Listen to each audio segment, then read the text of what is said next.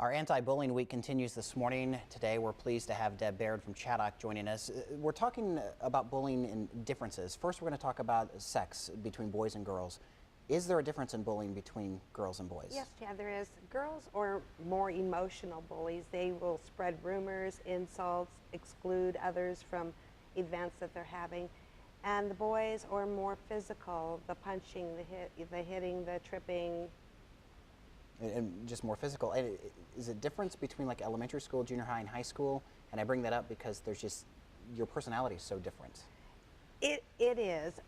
It escalates, I think, a little bit into the older grades, plus the fact that when they get older, those kids that have been bullied can become bullies themselves. Because they were bullied at an earlier age. Right. How can you tell if you're bullying someone, as opposed to just joking around with them or teasing a little bit? It's the perception of the person that's being bullied. A comment that I make to you, you might be able to brush off and just go on, and to another person, it might be really serious. It might be really hurtful. Okay. So what advice would you have then to parents or kids who are in school these days when it comes to stuff like that, to perception? To be able to talk to your kids, to explain to your kids, to help build their self-esteem, to let them know that they're okay, that there's nothing wrong with them, that it's the person that's bullying them. Maybe the person that's bullying them has been bullied and for that reason is picking on others. Okay. Just really a sad issue. And once you leave school, it used to be you could kind of leave bullying at school and kind of have that escape at home. That's not really the case anymore. No, it isn't. The bullying follows them at home through the internet, through texting, and so many kids nowadays, even the young kids, they have cell phones, they have access to the internet, so it follows you home now. Yeah, and we're going to talk more specifically about tomorrow. That's tomorrow's topic, is cyberbullying and different ways you can get bullying. Anything else you want to add this morning about the differences in bullying between whether it's age or the sex of the child? No, I don't believe so. All right, well, Deb, thanks so much for coming in and sharing such important information with us. Thank you. We're continuing your anti-bullying week here on KHQA This Morning. Today, Danielle Zof joins us. She is a therapist with Chaddock. Thanks so much for joining us today. We're talking about different ways you can be bullied, and we've talked a little bit this week about different types of bullying, and I typically think you think of bullying as getting pushed around or punched or hit. That's not the only type of bullying, right? Correct. What other types of bullying are there? A common form of bullying is emotional bullying. It accounts for 18% of bullying. However, it is believed that that percentage is slightly skewed, as emotional bullying often goes unreported by adolescents.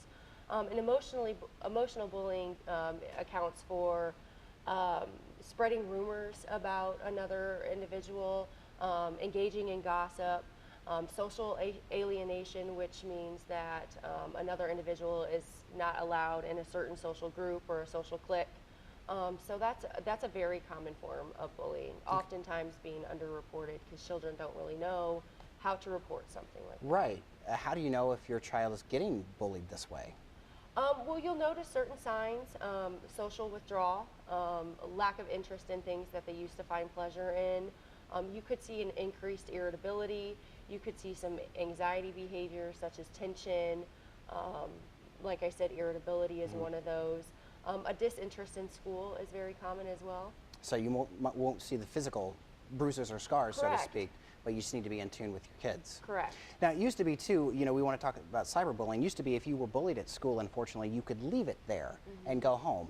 Not so much anymore because you have Facebook, you have texting that a lot of kids have their phones. Right. Talk a little bit about that. How serious of a problem is that? It's a very serious problem. Unfortunately, since 2003, it's dramatically increased because of the social technology and its constant advancement. And so a lot of that, again, is related to emotional bullying. It's threatening remarks, spreading rumors through social media, such as Facebook or text messaging, and it can cause a lot of severe psychological distress on a child. I'm sure it can, and it's, you know, they don't talk about stuff like that. Like you said, Right. it's underreported. 18% seems like a big number, but probably quite a bit lower than it actually is. Absolutely. All right, Danielle, thank you so much for coming in this morning. Thank Tomorrow, you for having me. You are quite welcome. Tomorrow we're going to talk about how to tell if your child is being bullied, and then on Friday we're going to talk about how you can tell if your child is a bully. So some signs and stuff to watch out for. Danielle, thanks so much again. Being bullied is hard on a kid, and sometimes that they take so much away from that they can take their own life, and that's obviously a tragic event. So we're doing an anti-bullying week here on KHQA this morning. This morning we welcome a therapist from Chaddock here in Quincy, Mark Vanderlei. Good morning, Mark. Thanks for being here. Yeah. We've talked a little bit this week about some signs and symptoms of a child who's been bullied, and that's them not wanting to go to school. And I say school, maybe it's church, or maybe it's an after-school group, somewhere that they're getting bullied, they don't want to go. They're kind of distant. What can parents do for kids who exude these kind of signs and symptoms? Yeah. I think the most important thing, the challenge that we face with bullying, is that you can't really control the behavior of the bully. We can work really, really hard to try to change their behavior, but the only person we can control is ourselves. So I would want to teach that to my child. You can't control them. Take power back yourself. And so I would want to say to the kids, I would give them 4 steps. And so I was thinking about this and preparing for this, and I would want to kind of use the word SOAP as an acronym. Nice. And the first step would be for them to say to the bully, stop. And I'd even want to rehearse how they would say that, help them to have a low tone of voice, and say it in a real confident way. Okay. Because kids tend to continue to pick on those who maybe sound whiny or have a tone of voice that's a little bit too high. Sure, or perceived as weak. So. Yeah, okay, definitely. So authoritative, but not... Authoritative voice, strong. Okay. So stop, and then the O would be others. There's always strength in numbers. So if you feel as though you're being bullied, they can go hang out with other friends. Find a group to be with, because hopefully that group can help keep them safe and find friends in another place. The A would be away, meaning if the bully continues to come after you, maybe you have told them to stop, you have found another group, but they continue to come after you or pick on you, move away. Cut off all communication with them. I think you've talked about online bullying. Yeah, which is hard to cut off, but it can be done. You can stop texting, you can just stop interacting or responding to any messages that are sent to you. And then lastly, the P would be parents. Go talk to an adult, if it's the leader of the group, if it's a community group, get them involved. Talking to your parents at home would be really helpful, or your teachers.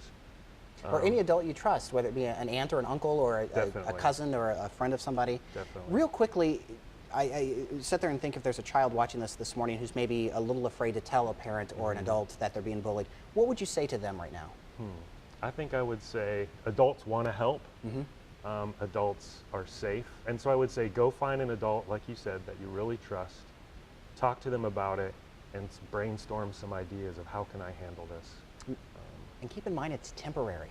This Definitely. time in your life, you're going to grow up and there's better things ahead, and it's just that one person or a couple people that make your life a living you-know-what right now. Yeah. Things get better. Yeah, they do. So, definitely. Mark, thank you so much for coming out this morning. Appreciate it. Tomorrow we're talking to parents and adults about how you can see if your child is the bully and maybe put the stop there. So, all right, we appreciate your time. Thank you. We conclude your anti-bullying week today with a look at ways you can spot if your child is the actual bully. A therapist from Chaddock, Ann Bailey, joins us this morning. Thanks so much for coming in this morning.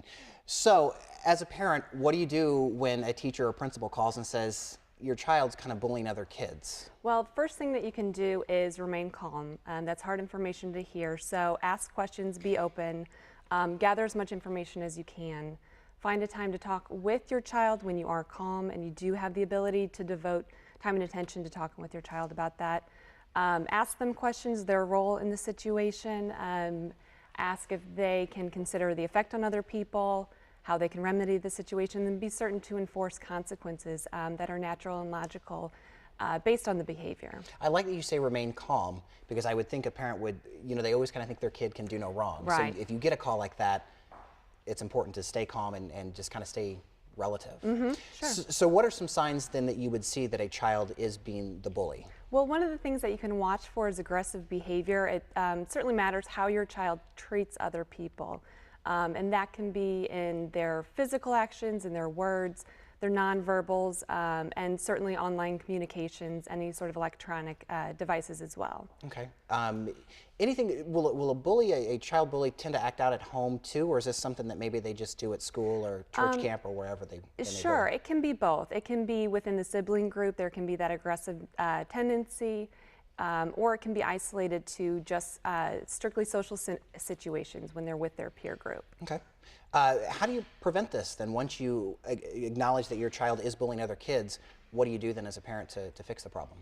What you can do to prevent it is really model the behavior, and to fix problems, things that you can do is teach by showing them how you interact yourself, healthy social situations, family environment, how you are in the community, teach tolerance, empathy, and perspective taking as well. And really be sure to intervene every time you see something happen or you have any concerns. All right. Excellent. Very good information. I appreciate you coming in this morning and sharing this whole week. Sure. The fine folks at Chaddock have come in and give us all this great information. Ann, thanks so much. Very good. Thank you.